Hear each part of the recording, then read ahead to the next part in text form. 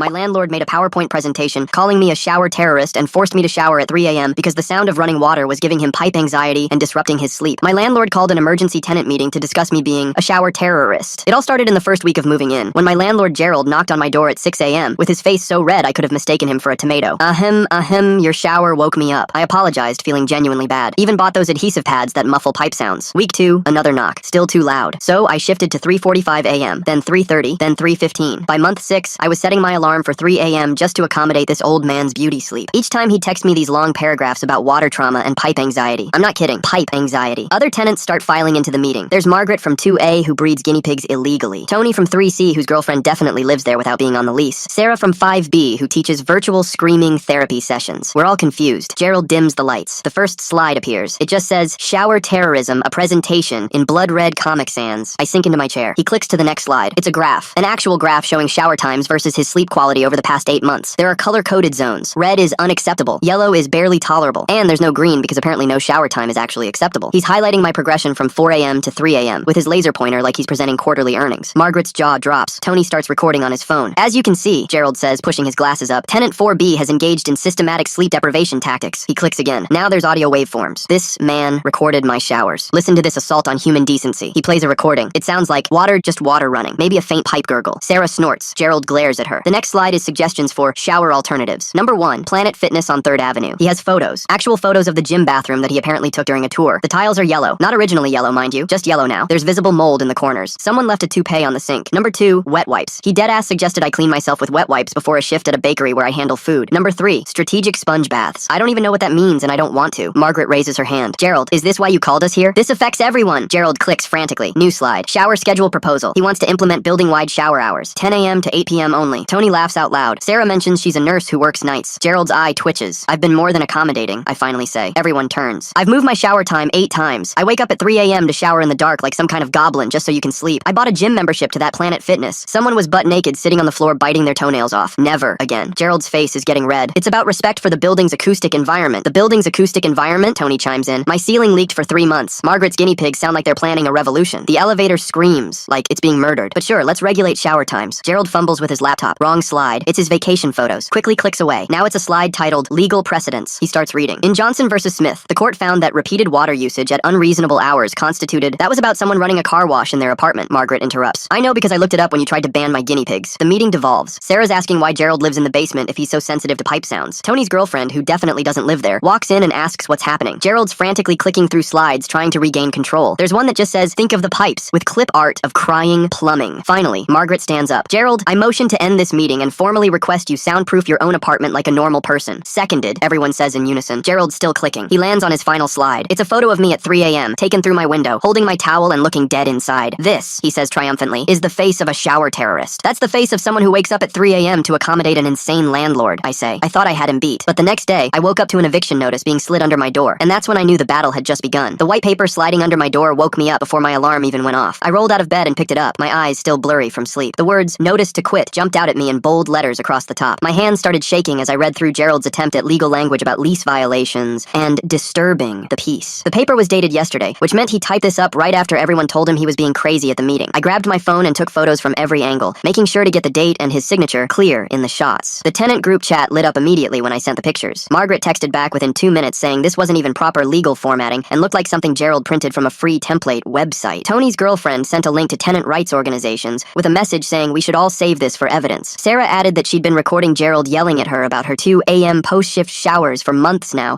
and had a whole folder of recordings on her phone. My stomach churned as I sat at my kitchen table with my laptop, eating yesterday's stale donuts from the bakery while Googling tenant lawyers. Most of them wanted consultation fees of $300 just to talk, which was money I didn't have after paying for that stupid gym membership Gerald made me get. I finally found a legal aid number that offered free intake appointments, but the earliest slot was next week. That afternoon, I decided to try talking to Gerald like adults, so I walked down to his basement door and knocked. He answered wearing a sleep mask pushed up on his forehead like some kind of weird headband. Before I could even speak, he launched into this whole speech about acoustic terrorism and how I was destroying his circadian rhythms with my shower schedule. I kept my phone recording in my pocket the whole time as he ranted about water trauma and pipe vibrations traveling through the building's infrastructure. The next morning, I dragged myself to my 4 a.m. bakery shift, running on maybe 3 hours of sleep because I'd been up reading tenant law websites. My hands shook while I was frosting cupcakes, and Roy noticed right away, asking if everything was okay. When I told him about the eviction notice and the whole shower situation, he just shook his head and said he needed reliable workers who could focus on their jobs. After my shift, I I stopped at the hardware store and downloaded a decibel meter app on my phone. That night at 3 a.m., I measured my shower at exactly 42 decibels, which is quieter than a library. For comparison, I measured the elevator grinding and screeching at 78 decibels, and someone's TV through the wall at 65 decibels. I made a whole spreadsheet with timestamps and readings from different spots in the building. Margaret showed up at my door the next evening with a cardboard box full of papers she'd printed at the library. She spread them out on my coffee table, showing me cases where landlords got fined for harassment, and one where a tenant won $10,000 in damages for sleep deprivation caused by unnecessary complaints. We spent 2 hours going through everything with a highlighter, marking the parts that matched our situation. Tony knocked on my door later that week with his phone out, showing me pictures he'd taken of Gerald photographing him and his girlfriend from the basement window. Turns out Gerald had been documenting everyone coming and going from the building for months, taking pictures of us like some kind of creepy private investigator. We realized he was building files on all of us, not just me, probably looking for any excuse to raise rent or kick people out. The tenant group chat exploded when Sarah posted screenshots of city housing codes she'd found online. According to the official regulations, you can't have a legal bedroom right next to the boiler room because of carbon monoxide risks and fire safety rules. Gerald's whole basement setup was completely illegal, which suddenly made his pipe anxiety make way more sense since he was literally sleeping inches away from them. I called 311 to report the housing code violations, but they transferred me 3 times before someone finally took my complaint. The person on the phone said an inspector would come within 30 days, which felt completely useless when I had an eviction notice sitting on my counter right now. I filed the complaint anyway and wrote down the reference number on a sticky note. Margaret started organizing the other tenants, creating a shared document where everyone could add their Gerald stories and evidence. Tony added photos of the ceiling leak that went unfixed for 3 months, while Gerald complained about water sounds. Sarah uploaded her recordings of Gerald banging on her door at 2 a.m., telling her that her post-shift showers were giving him PTSD. Even the quiet couple from 3B added a note about Gerald entering their apartment without notice to check the pipes while they were at work. The evidence kept piling up, painting a picture of a landlord who was more interested in controlling every aspect of our lives than actually maintaining the building. I'm fascinated by how Gerald made actual graphs and audio recordings of shower sounds. How long did he spend making those slides? The way he photographed everyone through windows makes me wonder what started this weird obsession with controlling everything in the building. Tony pulled out his phone during our hallway meeting and started typing right there. He said we needed to track everything with timestamps and proof. Within 10 minutes, he had a shared Google Docs set up and sent the link to everyone's phones. Margaret added the first entry about Gerald entering her apartment without warning last month. Sarah typed about him calling her at midnight to complain about her walking too loud. The quiet couple from 3B wrote about finding Gerald in their kitchen when they came home early from work. By the next morning, we had 20 entries. By that evening, we had 43. Gerald must have noticed us talking more because the next day, a laminated sign appeared in the hallway. Big red letters said, "Shower hours 10 a.m. to 8 p.m. only," with his signature at the bottom. Margaret walked by, stopped, and just ripped it right off the wall. She folded it up and put it in her purse for our evidence folder. An hour later, Gerald put up another one. Alice from 3B took that one down too. He kept putting them up and we kept taking them down. I finally got my legal aid appointment 3 days later. The office was in a strip mall between a nail salon and a tax place. Denise Mahoney looked at my eviction notice and actually started laughing. She pointed at the paper and explained it wasn't even legally formatted. There was no court filing number, which meant Gerald just typed it up himself and thought it would work. She agreed to take my case and started typing up a cease and desist letter right there while I watched. The letter went out the next day, and Gerald got it 2 days after that. Denise wrote that his eviction notice was invalid and his harassment had to stop immediately. She requested mediation through the city's housing dispute program and mentioned potential damages for harassment and illegal surveillance. She specifically noted the photo he took of me through my window at 3 a.m. 2 days later, I noticed something new in the hallway when I got home from work. A camera was mounted on the wall pointing directly at my door. It was one of those obvious fake ones from the dollar store with a blinking red light that ran on batteries. The message was clear though. I took photos from every angle and texted them to Denise. She added them to our harassment file and said to keep documenting everything. Ralph Mercier from City Housing finally showed up the following week. He spent 3 hours going through the whole building with a clipboard and a camera. He found 17 violations, including Gerald's illegal basement bedroom that didn't have proper windows for fire escape. The elevator that had been temporarily out of service for 2 years was another violation. Gerald followed him around the whole time, making excuses about permits being in process and repairs scheduled for next month. Ralph just kept writing on his clipboard and taking photos. The next day at the bakery, Roy called me into his office. He said I seemed distracted lately and needed to focus more on my work. He was cutting my hours, taking away my Tuesday and Thursday shifts. That meant I was losing almost $300 a week. The timing wasn't a coincidence since Gerald's nephew worked at the same bakery in shipping. I couldn't prove anything, but losing those shifts meant I'd be short on rent. The irony of maybe not affording rent while fighting an illegal eviction wasn't lost on me. Alice organized a tenant meeting that weekend in her apartment. We elected her as president of our new tenant association and voted to withhold rent until repairs were made. Denise warned us about the risks when Alice called her on speaker, but helped us set up an escrow account to show good faith. We'd deposit our rent there instead of paying Gerald directly. Strange things started happening after that. My hot water would cut out every night at exactly 11 p.m. Sarah's electricity would flicker whenever she turned on her TV. The couple from 3B lost heat for 3 hours every morning. Tony set up a camera pointing at the basement door, and we watched the footage together on his laptop. There was Gerald at 10:55 p.m. walking into the utility room with a flashlight. 5 minutes later, my hot water was gone. The next morning, Tony's camera showed him going back down at 5 a.m., right before the heat came back on for 3B. I went to the hardware store and bought a cheap shower head with a built-in shutoff valve and rubber gaskets for the pipes. The guy at the store said it would make my shower almost silent. I installed it that night and tested it at 3 a.m. You could barely hear the water running even with your ear against the wall, but Gerald still texted me 20 minutes later, complaining about the noise disrupting his sleep. I kept the receipt for the shower head and the installation instructions. I photographed his text message message and forwarded everything to Denise. She said to keep saving everything because we were building a strong case. Gerald didn't know it yet, but every text, every fake camera, every utility shutdown was just giving us more ammunition. The escrow account was growing with everyone's rent money, and Ralph's inspection report was due any day. We were ready for whatever came next. 2 days later, my phone rang while I was kneading dough at the bakery. The number wasn't saved, but the area code looked local. I wiped flour off my hands and answered. The woman on the other end introduced herself as Charlotte DuPont from the property management company. Her voice was tight and professional, but I could hear stress underneath. She said someone had posted a video of Gerald's presentation online, and it was getting attention. She wanted to meet immediately to discuss the situation. I told her I'd only meet if my lawyer Denise could come. Charlotte paused for a long moment, then agreed to meet us at a coffee shop downtown the next morning. After hanging up, I checked Twitter on my break. Tony had posted the whole shower terrorism PowerPoint with the caption, "My landlord made a whole presentation about shower crimes." The tweet had 12,000 likes already. People were making memes out of Gerald's crying pipe clip art. Someone had turned the graph into a shirt design. The comments were brutal. The next morning, Denise met me outside the coffee shop wearing her serious lawyer outfit. Charlotte was already inside at a corner table with a folder and 2 cups of untouched coffee. She stood when we walked in and her handshake was quick and nervous. Before we even sat down, she opened the folder and pushed papers toward me. The header said, "Confidentiality and Release Agreement." Denise picked it up and started reading while Charlotte talked fast about reputation management and moving forward positively. The agreement basically said I wouldn't post anything online about Gerald or the building in exchange for some vague promise to address concerns. Denise set the papers down and looked Charlotte straight in the eye. She said we weren't signing anything and started listing demands. Gerald needed to be removed as building manager. The building violations needed immediate repairs. The illegal eviction attempts had to stop. Charlotte's face got paler with each point. She kept saying she'd consider our position and consult with upper management. We left without signing anything. That afternoon, Gerald called me directly, which surprised me since we'd been communicating through lawyers. His voice sounded different, tired and shaky. He started talking about how he hadn't slept well in 3 years because of the pipes. Every drip and gurgle reminded him of a flood that destroyed his childhood home. He described nightmares about water rising through the floors. For a second, I actually felt bad for him. Then he called me a shower terrorist again and demanded I admit I was doing this on purpose. I hung up. 3 days later, Ralph showed up at the building with official paperwork. He gathered all the tenants in the lobby and read from his clipboard. The building had 30 days to fix 12 major violations, including exposed wiring, mold remediation, and fire escape repairs. Then he turned to Gerald, who was standing in the corner turning red. Ralph said the basement wasn't legally zoned for residential use. Gerald would need to find legal housing within 2 weeks. Gerald's face went from red to purple. He started yelling about tenant conspiracies and how we'd all orchestrated this attack. Ralph just kept writing on his clipboard while Gerald ranted about shower terrorism and persecution. That night, I found another notice under my door. This one claimed I owed $50 for excessive hallway moisture from wet footprints. The letterhead looked exactly like the fake eviction notice with the same wonky formatting. I took a photo and added it to my harassment folder, which was getting so thick the manila folder could barely close. The next morning, Tony knocked on my door grinning. He showed me his phone where his TikTok of Gerald's presentation had 50,000 views. He'd added funny commentary over each slide, and people were losing it in the comments. Someone had started a hashtag shower terrorism that was trending locally. News outlets were picking it up. A reporter from Channel 7 had messaged Tony wanting an interview. Within hours, Charlotte was emailing me directly instead of going through Denise. The subject line said, "Urgent resolution opportunity." She offered 3 months free rent if we could put this behind us quietly. No admission of wrongdoing, but immediate action on repairs. The email had a desperate tone like someone whose boss was breathing down their neck. I forwarded it to Denise without responding. Denise called me within minutes. She said not to respond to any direct communication from Charlotte or anyone from the management company. Everything needed to go through her now. She also warned me not to post anything online myself. Internet points felt good, but we needed admissible evidence for court, not viral videos. This is it, the moment everything shifts. Gerald's world is crumbling as every single move he makes becomes evidence against him. The tenants have turned from victims into warriors, and watching them organize with such precision gives me chills. Watching Gerald get roasted online felt like justice, but Denise was right. I agreed to stay quiet online, even though every fiber of me wanted to add my own commentary. 2 mornings later, I found an anonymous note under my door. The handwriting looked familiar, the same weird slanted letters from Gerald's maintenance notices. It said to stop making trouble or I'd regret it. No signature, but the paper smelled like the musty basement. I called the police non-emergency line and filed a report. The officer who came seemed bored until I showed him my 3-inch thick folder of harassment documentation. He took photos of everything and gave me a case number. The next day, a locksmith van pulled up outside the building. The guy had a work order to change the basement lock for security purposes. Margaret saw him first and called everyone down. We blocked the basement door and demanded to see proper documentation. The locksmith admitted Gerald had called him directly and paid cash. He didn't have any official work order from the management company. Tony filmed the whole thing while we sent the locksmith away empty-handed. The next morning, I dragged myself to the bakery at 2:45 a.m. since my alarm was still set for my usual pre-shower wake-up time. My coworker Lisa saw my face and immediately told me to go home and sleep. She said she'd cover my shift and wouldn't tell the boss. I almost started crying right there behind the counter. I went home and slept until noon for the first time in 6 months. When I woke up, I grabbed a box of the fancy pastries we only make on weekends and brought them to Lisa's apartment. She opened the door and just hugged me while I stood there holding the box and trying not to completely break down from exhaustion. 2 days later, Alice called an emergency tenant meeting where we drafted a formal demand letter to the management company. The letter required immediate soundproofing of all water pipes, establishment of clear, quiet hours that respected all work schedules, and Gerald's compliance with standard housing codes. Alice printed it on official tenant association letterhead she'd made at the copy shop. Tony said he'd record the delivery for evidence. We all walked down to the basement together, and Alice knocked on Gerald's door. He opened it wearing a bathrobe and holding a clipboard with more shower time charts. Alice held out the letter, but Gerald crossed his arms and refused to take it. She placed it on the ground banged by his door, and Tony got a clear shot of it sitting there. Alice took photos from 3 different angles showing the letter, the door number, and the timestamp on her phone. Gerald slammed the door so hard the walls shook. Charlotte from the management company showed up the next day with a proposal. She said they'd pay for half the pipe insulation if tenants covered the other half through a special assessment. We spent 2 hours in the community room arguing about it. Margaret said she couldn't afford an extra $300 this month. Tony's girlfriend, who definitely wasn't supposed to be living there, pointed out that the building should pay for all of it since they'd ignored the problem for years. Sarah pulled up rental laws on her phone, showing that habitability issues were the landlord's responsibility. We voted to table the decision until we could get legal advice. I spent that night looking up lawyers and thinking about starting a GoFundMe to cover legal fees and maybe moving costs if things got worse. The shame of asking strangers for money made my stomach hurt, but I was running out of options. Sarah texted me suggesting we could raise money for the whole tenant association's legal battle instead of just my situation. She said people love supporting groups fighting bad landlords. I stared at my phone for an hour trying to decide if my pride was worth more than getting out of this nightmare. Our next tenant meeting was supposed to be private, but Gerald showed up anyway carrying a briefcase and looking defensive. Sarah had prepared something special. She pulled out her laptop and connected it to Margaret's TV. The first slide showed decibel readings from my 3 a.m. shower compared to normal city sounds. My shower registered at 42 decibels, while the garbage truck at 5 a.m. hit 78 decibels. Gerald immediately said her phone app wasn't scientifically calibrated. Sarah clicked to the next slide showing she'd borrowed an actual sound meter from her friend who worked in construction. The data was even more clear with professional equipment. My shower was quieter than the refrigerator humming in the community room. Gerald's face turned red and he started yelling about how we didn't understand water acoustics. Alice had to bang on the table 3 times to restore order. Sarah kept going with her presentation, showing a full week of building noise measurements. The elevator hit 85 decibels every time someone used it. Tony's music practice barely registered through the walls at 38 decibels. The street traffic outside averaged 70 decibels all day long. My 3 a.m. shower was literally the quietest regular sound in the entire building. Gerald tried to argue that water sounds were different and more disturbing, but nobody was buying it anymore. People actually started clapping when Sarah finished. 3 weeks later, we finally got our mediation appointment with someone named Marilyn Sloan from the Housing Dispute Resolution Center. She wore a gray suit and had this calm way of talking that made everyone settle down. She proposed initial terms that seemed reasonable to everyone except Gerald. The building would soundproof the basement apartment at no cost to Gerald. All tenants could use water facilities 24 hours a day for hygiene needs, and clear conduct rules would be established for both landlords and tenants. Gerald objected to every single point. He said soundproofing would damage the historical character of the basement. He claimed unlimited water access would bankrupt the building. He insisted the current conduct rules were sufficient, even though there weren't any written rules at all. Marilyn took notes the whole time he ranted, occasionally raising her eyebrows but staying professional. During the second mediation session, things got weird. Gerald was explaining why he needed to monitor water usage when he accidentally mentioned he'd been sleeping in the laundry room instead of his apartment. Marilyn stopped writing and looked up. Charlotte's mouth fell open. Even Tony stopped recording for a second. Gerald tried to backtrack, but it was too late. He admitted he'd moved a cot next to the main water pipe to monitor for leaks and unusual usage patterns. He said it was for safety monitoring and building protection. Marilyn asked how long this had been going on. Gerald mumbled something about 6 months. The same amount of time I'd been living there and showering at increasingly insane hours. Marilyn wrote several pages of notes after that revelation. Denise from the tenant association had been quiet through all of this, but she'd been busy. She filed a formal harassment claim and repair petition with Housing Court. The papers got served to Charlotte at the management company office. Suddenly, Charlotte became very cooperative. She called an emergency meeting with her supervisors about what she kept calling the Gerald situation. She promised immediate action and asked if we'd consider settling outside of court. We said we'd think about it, but Denise kept the court date. The clerk scheduled our hearing for 6 weeks out because of case backlog. 6 weeks felt like forever when I was still waking up at 3 a.m. and dealing with Gerald's daily complaints. I marked the date on my calendar with a red circle and tried to keep living normally. I went to work, came home, showered at 3 a.m. and counted down the days. Every night I'd cross off another day and tell myself I just had to make it a little bit longer. The problem was that things got worse before they got better. 3 days into the wait, I overslept after spending most of the night recording Gerald banging on pipes at 2 a.m. with a wrench. I'd set up my phone to capture the sounds and filled out another incident report for Denise, while Gerald clanged away in the basement. By the time I finished documenting everything and finally fell asleep, my alarm had been going off for 20 minutes. I threw on my work clothes and ran to the bakery, but Roy was already standing at the front counter with his arms crossed. He handed me a yellow paper without saying anything. Written warning for tardiness. Third strike meant termination. I couldn't lose this job on top of everything else. The stress was making my hands shake while I mixed dough and I kept dropping things. Roy watched me from his office and wrote notes on a clipboard. I started showering at 4 a.m. again, even though it killed me to give Gerald that win. My alarm went off at 3:30 every morning, so I could be ready for work by 5. I kept a notebook by my bed and wrote down every single accommodation I made. Date, time, reason. The judge would see how reasonable I was being. Gerald still complained, but now it was about the aggressive water pressure and the hostile soap bubbles. I'm not making that up. He actually wrote hostile soap bubbles in a text. At 4:17 a.m., 2 weeks into waiting for court, something unexpected happened. Charlotte from building management sent an email to everyone in the building. The subject line said, regarding recent tenant concerns. She wrote that management had reviewed multiple complaints about harassment and intimidation tactics. Without naming Gerald directly, she outlined that any further documented incidents of tenant harassment would result in immediate lease review. She mentioned legal liability and property damage from unauthorized basement modifications. Gerald's makeshift bedroom in the utility room was definitely not up to code. For the first time since this started, management was actually doing something. Gerald sleeping next to the water pipes for 6 months really takes keeping tabs on your tenants to a whole new level. Imagine choosing pipe noise over your actual bed just to monitor someone's shower schedule. The other tenants started talking in the hallway about their own problems with Gerald. Tony mentioned the time Gerald tried to ban him from using the front door after 9 p.m. Sarah talked about Gerald measuring her grocery bags to make sure she wasn't overloading the stairs. We were all dealing with this. The court date arrived and then immediately got pushed back. The clerk called the morning we were supposed to appear and said the judge had an emergency. New date in 3 weeks. 9 total weeks of waiting while Gerald kept being Gerald. He'd moved out of the basement after Charlotte's email, but now lived in the empty unit on the second floor. He still heard my shower through the ceiling and still texted complaints. Meanwhile, management finally scheduled the soundproofing they'd been promising for years. Workers would come on Saturday to install pipe dampeners and insulation in the walls. They said it would take the whole weekend and create a lot of dust. I packed a bag and asked Alice if I could crash at her place. She lived in a normal building with normal neighbors who didn't care when people showered. The construction crew showed up at 7 a.m. Saturday with drills and saws. They cut holes in the walls to access the pipes, and the dust went everywhere. My allergies went crazy just from being in the building for 5 minutes to grab extra clothes. Alice made me tea while I sat on her couch sneezing. We watched movies and joked about starting a support group for people who survived PowerPoint presentations about their shower habits. She said we could call it Shower Survivors Anonymous and make our own slides about recovering from Comic Sans trauma. I stayed 2 nights while they finished the work. When I finally went back, the building looked like a construction zone, but the pipes were wrapped in special foam. I tested the shower at midnight just to see. It was actually quiet. You could barely hear the water running even if you pressed your ear to the wall. Gerald still complained though. He sent a text saying the water energy was disturbing his sleep, not the sound, the energy. He'd moved his whole bedroom setup to the opposite side of his apartment, but claimed he could still feel the aquatic vibrations. Old habits are hard to break, I guess. The mediation happened a week before the rescheduled court date. Denise suggested we try it to avoid the actual hearing. We sat in a conference room while a mediator went through everyone's concerns. After 3 hours of back and forth, we actually reached an agreement. Gerald couldn't harass me about shower times anymore. I got full access to the building for normal repairs and maintenance. The lease confirmed 24/7 shower rights with reasonable use, which meant not running it for 6 hours straight or something crazy. Gerald had to stay out of the laundry room when other tenants were using it. Management agreed to provide white noise machines for anyone who wanted them. It wasn't perfect, but it was something. The legal aid lawyer kept my costs super low, but I still needed to make up for all the hours I'd lost dealing with this mess. I picked up weekend shifts at another bakery across town. Friday through Sunday I worked at my regular place, then Saturday and Sunday afternoons at the second location. The exhaustion was real, but at least now I was tired from actual work instead of waking up at 3 a.m. to accommodate a crazy landlord. The TikTok video Sarah posted during the meeting had gotten 2 million views, but people moved on to other drama within a week. Local news stopped calling. The internet's attention span is pretty short, but something good came from it because a tenant union reached out with resources and information about our rights. They sent pamphlets and connected us with other buildings dealing with similar issues. The viral moment was over, but the real organizing work was just beginning. 2 weeks later, the apartment next to mine finally got rented, and I watched this guy hauling boxes up the stairs all afternoon. He looked about my age and had one of those expensive smoothie blenders that probably cost more than my monthly grocery budget. That first night at 11 p.m., I heard it whirring through the wall and making this grinding noise like someone was trying to blend rocks. The sound went on for 15 minutes straight. I put my ear to the wall and could hear him dumping ice cubes in and starting it up again. The next morning, Gerald was already in the hallway when I left for work, and his face had that familiar red color. He started complaining about the new guy before I even said hello. I just nodded and kept walking while he followed me down the stairs, talking about noise violations and proper kitchen hours. Margaret passed us on her way up, and we made eye contact for half a second. She rolled her eyes so hard I thought they might fall out. Tony was checking his mail and heard Gerald's whole rant about the blender. He coughed to cover up his laugh. The new tenant kept using his blender every night around the same time, and Gerald kept complaining to anyone who would listen. We all just let him talk and went about our business. My lease renewal came in the mail 3 days later, and I opened it standing right there in the lobby. The rent was going up 3%, which was exactly what the law allowed. No crazy increase or hidden fees or anything weird, just the standard bump that happens every year. I did the math on my phone, and it came out to $42 more per month. Not terrible, but not great either when you're already stretching every paycheck. I had to decide if I wanted to sign for another year or start looking for a new place. The thought of moving made my stomach hurt, but the thought of dealing with Gerald for another 12 months wasn't much better. I folded the paper and stuck it in my pocket. That night, I pulled out an old shoebox from under my bed and wrote "Moving Fund" on it with a Sharpie. I started going through my closet and pulling out stuff I never wore anymore. Old jackets and shoes and random things I'd bought and forgotten about. I took photos of everything and posted them online for sale. The bakery manager asked if anyone wanted extra shifts the next day, and my hand shot up before she even finished talking. I picked up 3 extra morning shifts that week and 2 more the week after. My feet hurt constantly, and I smelled like bread even after showering, but the envelope in the shoebox was getting thicker. I sold my old laptop for $80 and a leather jacket I'd worn twice for $50. Every dollar went straight into the box. I calculated that if I kept this pace for 6 months, I'd have enough for first month, last month, and security deposit somewhere else. It wasn't fair that I had to leave when Gerald was the problem, but sometimes you have to pick your battles. At 3:30 a.m., my alarm went off like always, and I dragged myself to the shower. I could hear the white noise machine humming from Gerald's apartment below as the water warmed up. I took my usual 10-minute shower and waited for the knock that always came. Nothing, just the white noise and the sound of pipes settling. I got dressed and ready for work in the dark like I'd done hundreds of times before. Before leaving, I grabbed my notebook and wrote down the shower time like I'd been doing for months now. The log was getting pretty thick with dates and times and little notes about Gerald's complaints. I set my alarm for my shift and noticed the moving fund envelope had another $20 in it from yesterday's sales. The battle might be over, but at least I knew what my rights were now and had the tenant union's number saved in my phone. What a ride that was. I've really loved exploring all these questions and possibilities with you. Thanks for letting me share a bit of my curiosity along the way. If you made it to the end, drop a comment. I love reading all your comments.